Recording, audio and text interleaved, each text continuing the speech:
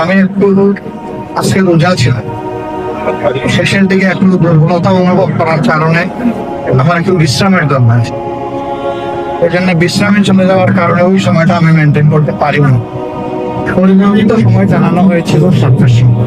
আলহামদুলিল্লাহ আমরা 7টায় শুরু করতে পেরেছি। বাংলাদেশ জামাত ইসলামী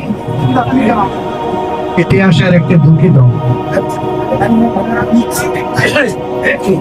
এই দলটি তার জন্মের পর থেকে বারবার নিষিদ্ধ এবং কখনো নিষিদ্ধ হওয়ার পরে দলটি থেমে না। এই দলের হাল যারা দল ছিলেন, এখন তারা কেউ এই দুনিয়া নেই, তারা সবাই চলে গেছে। কিছু নেতৃবৃন্দ স্বাভাবিকভাবে তাদের ইন্তেকাল করেছে, আর কিছু নেতৃবৃন্দ জুলুমের শিকার হয়ে দুনিয়া থেকে বিদায় নিয়েছে। আমি আজকের এই আবেগ গুণাই তাদেরকে আমার কলিজা সব উজাড় করে আমি স্মরণ করছি। আল্লাহ তাআলার দরবারে দোয়া করি তারা যেন আল্লাহর কাছ থেকে উত্তম পাওনা পায়। তাদের রক্ত অসংখ্য মুসলমানের চোখের পানি শেষ পর্যন্ত বাংলাদেশকে আজকের এই জায়গায় নিয়ে এসেছে। তবে আমি নিতান্তই শ্রদ্ধার সাথে স্মরণ করি 47-এ যারা আমাদের আজাদির জন্য লড়াই করেছিলেন এবং আজাদি এনেছিলেন,